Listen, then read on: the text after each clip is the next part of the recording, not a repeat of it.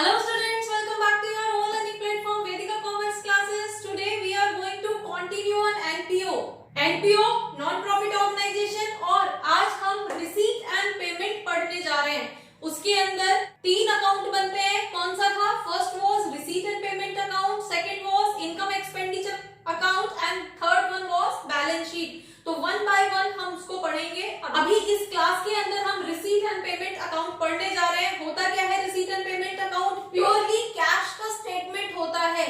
एक साल के अंदर किसी पर्टिकुलर फाइनेंशियल ईयर के अंदर एक एनपीओ ने कितना कैश रिसीव किया और कैश किस फॉर्म में रिसीव किया जाता है? डोनेशन की फॉर्म में, सब्सक्रिप्शन की फॉर्म में, एनुअल फीस की फॉर्म में, मेंबरशिप फीस की फॉर्म में। ठीक है, कुछ सेल जो न्यूज़पेपर्स वगैरह इकट्ठे हो गए थे उनके नाम पे कुछ सेल हुई है, उससे पैसा आया है। ऐसे ही कुछ एक्सपेंडिचर है जिसके लिए एनपीओ ने पैसे खर्च किए हुए होते हैं, मेडिसिन के लिए खर्च किए हैं।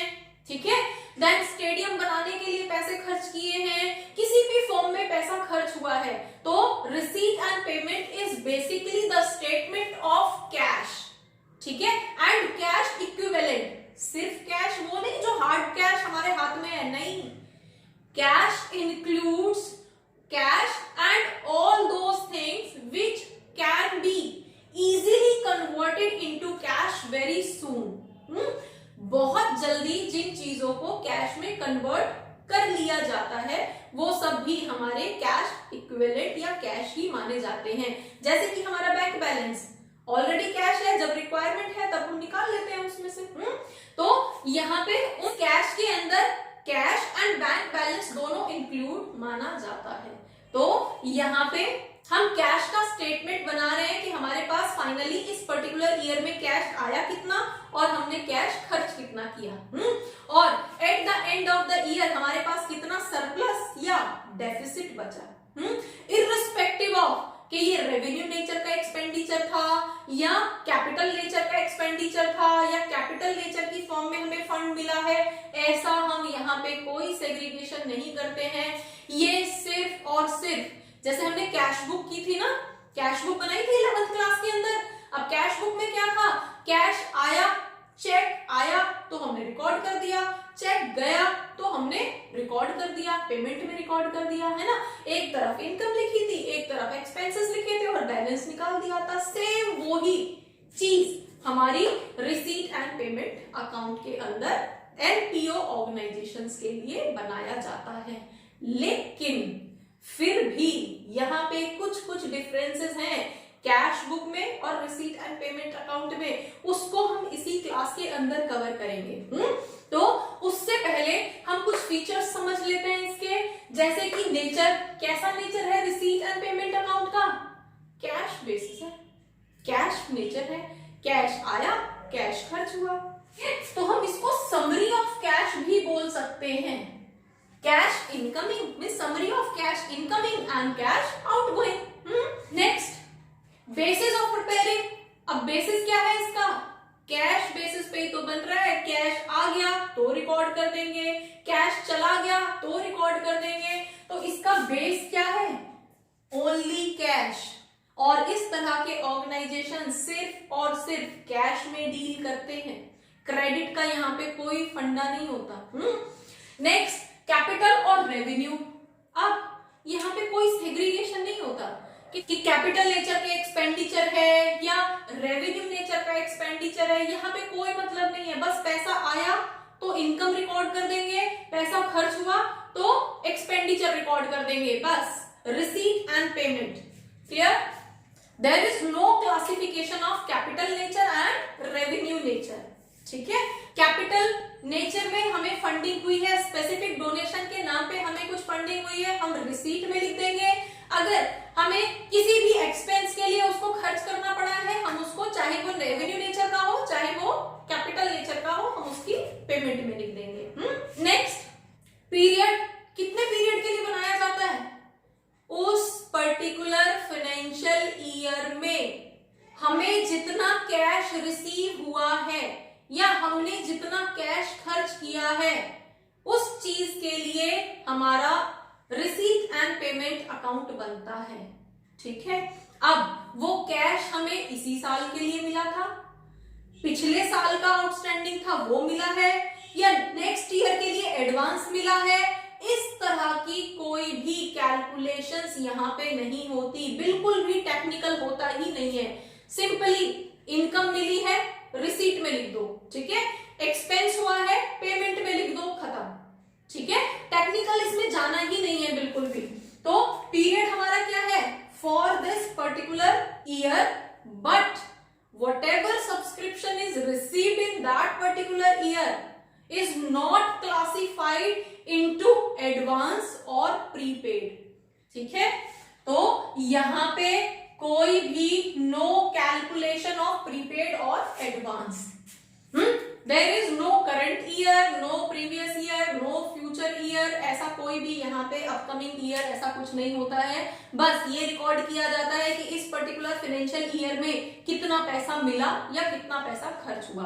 अब इसमें पिछले साल का था या नेक्स्ट ईयर का है, नहीं टेंशन लेंगे, ठीक है।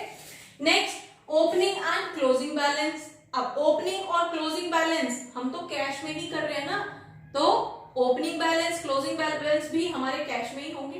अब बैलेंस क्या होगा हमारा, cash plus bank balance, cash in hand and bank balance. Opening के टाइम पे क्या था उसको ओपनिंग की जगह पे लिख देंगे, और क्लोजिंग के टाइम पे कितना हमारे हाथ में है वो हम यहाँ पे लिख देंगे, दोनों को इंक्लूड करके।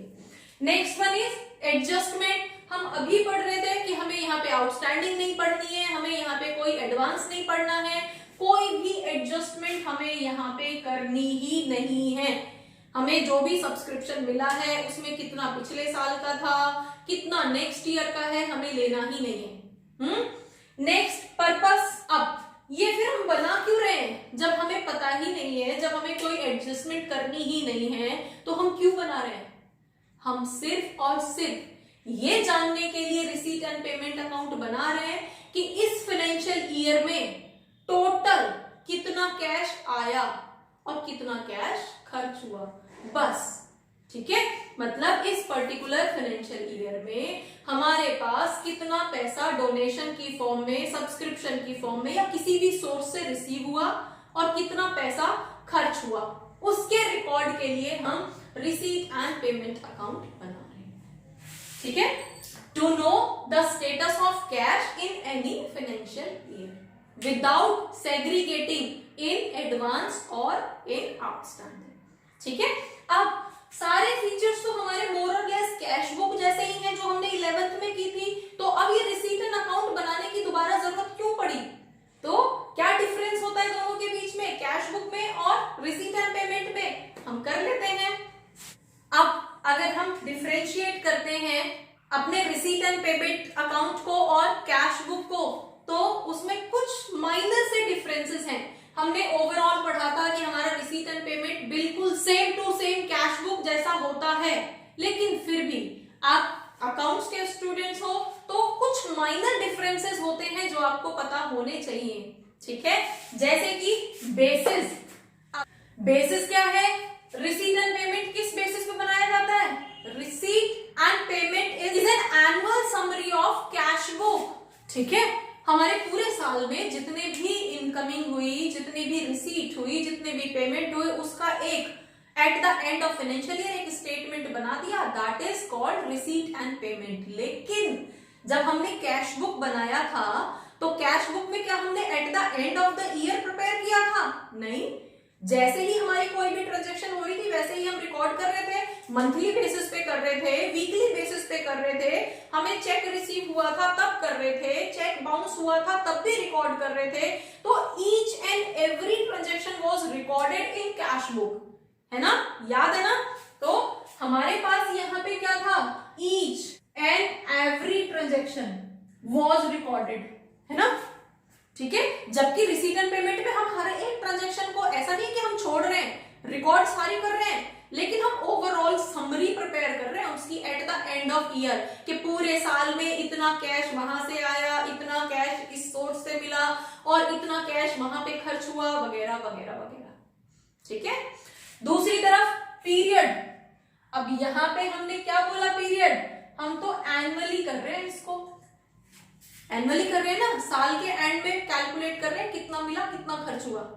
जबकि कैश बुक में क्या है, डेली बेसिस पे रिकॉर्ड होता है ना। यहाँ पे हम डेली बेसिस पे रिकॉर्ड नहीं कर रहे। और क्यों नहीं कर रहे डेली बेसिस पे रिकॉर्ड? हम छोड़ रहे हैं क्या किसी ट्रांजेक्शन को? नहीं, डेली हमें मिल नहीं रहा। अब प्रॉफिटेबल ऑर्गेनाइजेशन की तो डेली सेल होती है, डेली परचेज होती है, डेली इनकमिंग होती है।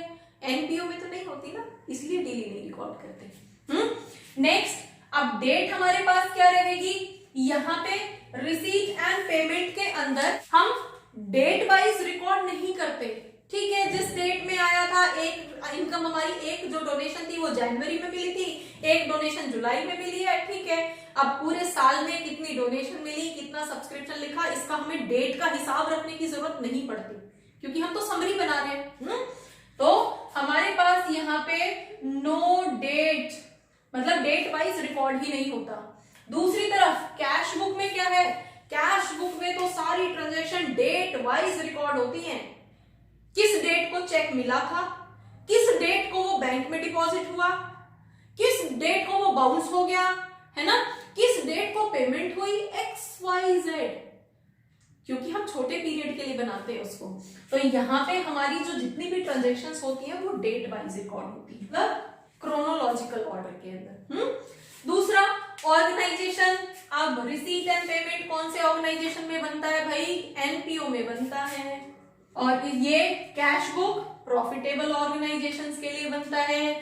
जो कंपनीज प्रॉफिट कमाने के लिए काम करती हैं वो कैश बुक बनाती हैं, मतलब स्टेटमेंट तो ऑलमोस्ट सेम ही है, बस प्रॉफिटेबल ऑर्गेनाइजेशन में उसको कैश बुक कह देते हैं और डिटेल में बनता है, डेट वाइज बनता है। नॉन प्रॉफिटेबल ऑर्गेनाइजेशन में उसको रिसीट एंड पेमेंट कह देते हैं।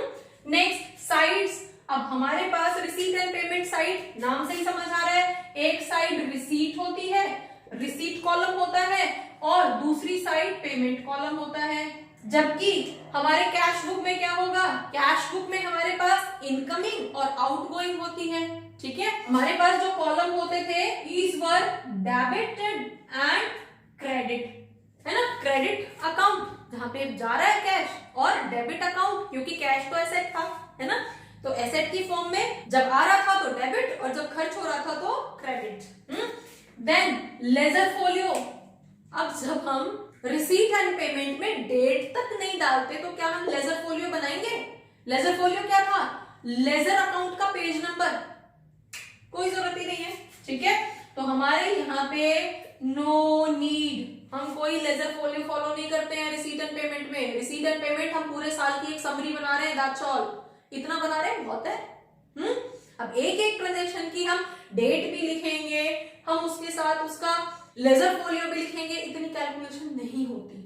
उसके लिए एक स्पेसिफिक स्टाफ चाहिए जो सिर्फ यही काम करेगा, ठीक है। एनपीओ तो वैसे ही चैरिटी के लिए हो रहा है, प्रॉफिट के लिए थोड़ी हो रहा है, तो इतनी डिटेल्ड नहीं होती है।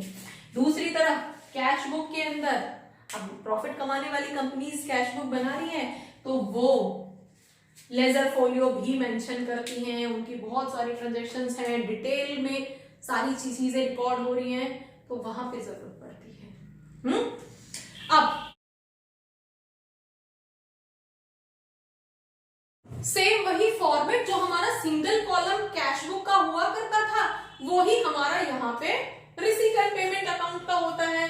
तो रिसीट एंड पेमेंट अकाउंट के लिए हमें क्या करना होता है? ये हमारी रिसीट साइड होती है, इधर हम अमाउंट लिख देते हैं, ये हमारी दूसरी पेमेंट साइड होती है, और यहाँ पे हम इसका अमाउंट मेंशन कर देते हैं, ठीक है। Receipt and payment account for the year 31 March whatever, ठीक है, फॉर द ईयर हो रहा है। इन वर्ड्स पे ध्यान रखना बेटा, क्योंकि for the year on 31 March 2000 20 whatever, ठीक है। इन सबका स्पेशल रोल है यहाँ पे, ठीक है। तो इस लैंग्वेज का स्पेशल ध्यान रखना है यहाँ पे कैलकुलेट करते टाइम। तो यहाँ पे क्या था, हमारी जो भी रिसीट हुई हमारी सब्सक्रिप्शन से, हमारी डोनेशन से, स्पेसिफिक डोनेशन से, कैपिटल फंड के नाम पे, या किसी भी हमने न्यूज़पेपर सेल किए उसके नाम पे, जो भी हमारी इनकम हो रही है इधर लिख देंगे, है ना। हमने कोई पुराना एसेट सेल किया उसके नाम पे, जो भी, ठीक है। पेमेंट साइड अब पेमेंट साइड में हमने जो खर्च किया, ठीक है, तो वो जहां पे भी हमारा खर्च हुआ वो हम यहाँ पे नोट कर देंगे। हमने किसी को ऑनरेरियम दिया, हमने कुछ बनाने के लिए लाइक स्टेडियम बनाने के लिए खर्च किया, स्विमिंग पूल बनाने के लिए खर्च किया, पवेलियन बनाने के लिए खर्च किया, ठीक है, हमने मेडिसिन खरीदने के लिए खर्च किया, व्हाटएवर, बिना ये सोचे कि इस साल का कितना था, पिछले साल की आउटस्टैंडिंग भी थी, अगले साल का एडवांस भी है, बिना ये सोचे जितना खर्च किया उतना। जैसे कि हम सिंपल एक एग्जांपल ले लेते हैं, सेल। अब सेल हुई है, मेरा जो एसेट था वो 1 लाख का था, अब मैंने उसे सपोज 90,000 में सेल कर दिया, ठीक है, तो 90,000 मुझे मिल गए, ठीक है। तो रिसीट एंड पेमेंट अकाउंट में मुझे सेल ऑफ एसेट से to sale of asset, sale of machinery whatever, कितना पैसा मिला, 90,000। तो रिसीट एंड पेमेंट में हम दिखाएंगे कि मुझे 90,000 रिसीव हुआ है। अब इस 90,000 की वजह से मुझे लॉस हुआ है 10,000 का, वो नहीं दिखाएंगे क्योंकि उसके लिए है ही नहीं ये अकाउंट, उसके लिए होगा इनकम एंड एक्सपेंडिचर, उसमें हम सेग्रीगेट करेंगे।